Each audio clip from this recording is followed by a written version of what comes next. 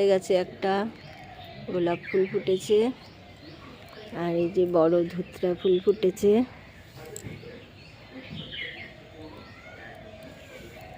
জবা ফুটেছে, এখনো বড় হয়ে ফুটেনি, আর একটু বেলা হলে ফুটবে। ভোরবেলায় তুলেছি। অনিতাস কিচেন উইথ ভিলেজ ফুডে আর একটা নতুন ব্লগে আপনাদের সবাইকে স্বাগত। আপনারা সবাই কেমন আছেন? আজকে আমি আর একটা নতুন পদ রান্না করব, আপনাদের দেখাবো। চলুন রান্নাটা শুরু করি। আজ তৈরি করব মিষ্টি কুমড়োর ডগা দিয়ে আর চিংড়ি মাছ দিয়ে।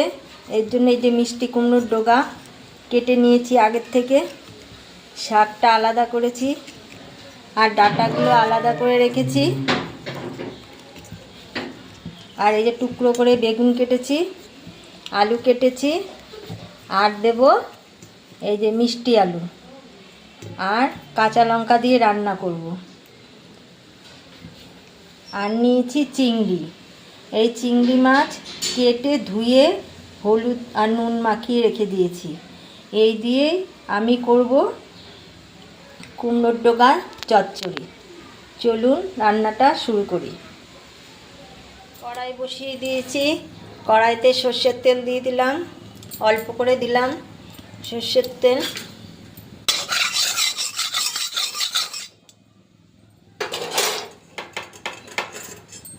এবারে যে আলু কেটে রেখেছি আলু দিয়ে দিলাম, কেটে রেখেছি বেগুনের টুকরোগুলো দিয়ে দিলাম, মিষ্টি আলু দিয়ে দিলাম, কাঁচা লঙ্কা দিয়ে দিলাম, আর নুন দিয়ে দিলাম, হলুদ দিয়ে দিলাম। এবার এটা একটু নেড়ে নেব।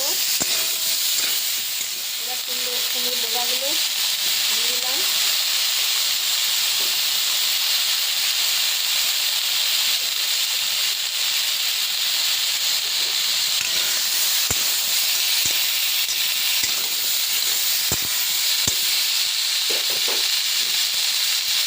কুমড়োর পাতাগুলো দিয়ে দিলাম।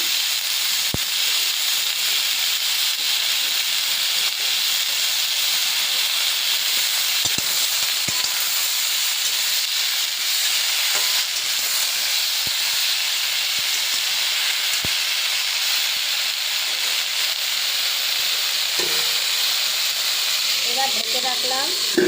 এই রান্নাটা একটু ঢেকে করবো, কারণ সিদ্ধটা ভালো হবে।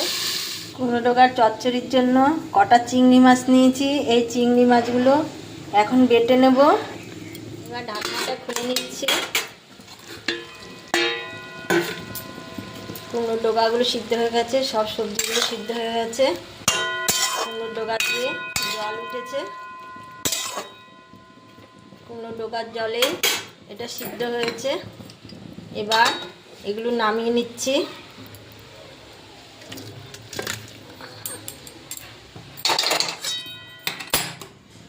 এবার কড়াইতে সর্ষের তেল দিয়ে দিলাম। এবার চিংড়ি মাছগুলো দিয়ে দিলাম।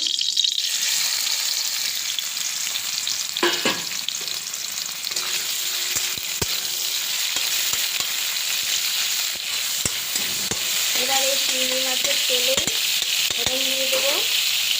একটা শুকনো লঙ্কা দিয়ে দিলাম, কালো জিরা দিয়ে দিলাম,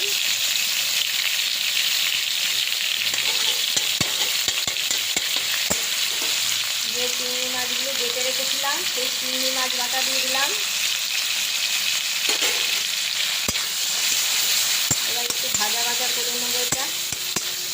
আর একটু নুন দিয়ে দিলাম,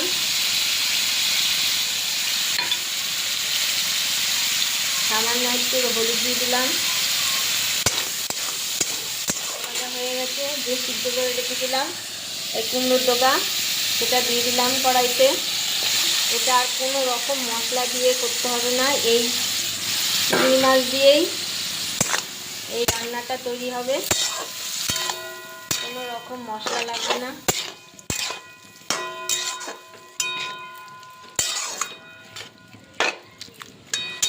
এটা একটু সিদ্ধ হোক। আর জলটা শুকাবে। এবার আর একটু ঢেকে রাখছি, ঢাকনাটা খুলে নিচ্ছি।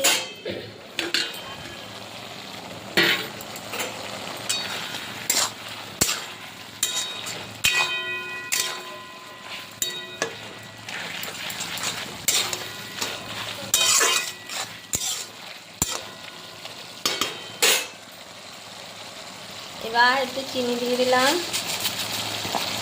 এই রান্নাটা একটু মিষ্টি মিষ্টি ভালো লাগে, যে কোনো চচ্চড়ি একটু মিষ্টি মিষ্টি হলে ভালো লাগে খেতে।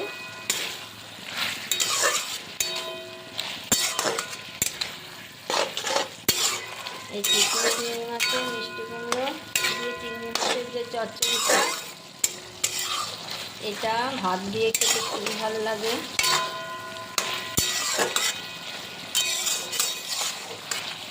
এই চচ্চড়িটা আমি কীভাবে রান্না করছি আপনারা দেখবেন, দেখে ভালো লাগলে আপনারা অবশ্য আমাকে কমেন্ট করবেন। আর আপনারা এরকমভাবে চিংড়ি মাছ করেছেন কিনা সেটাও কমেন্ট করবেন। যারা নতুন আমার চ্যানেলে তারা অবশ্য করে সাবস্ক্রাইব করবেন। সাবস্ক্রাইব করে আমার পাশে থাকবেন, পাশে থাকা বেল আইকনটি প্রেস করে দেবেন নতুন নতুন রান্নার আপডেট পাওয়ার জন্য। আর আপনারা সবার সাথে শেয়ার করবেন। রান্নাটা একদমই হওয়ার মুখে।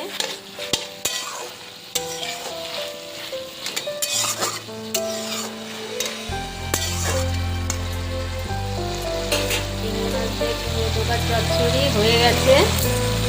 এবার নামিয়ে নেব। চচ্চড়িটা নামিয়ে নিচ্ছি। এই চচ্চড়িটা খেতে যে এত ভালো লাগে তা আপনারা অবশ্য করেই করবেন।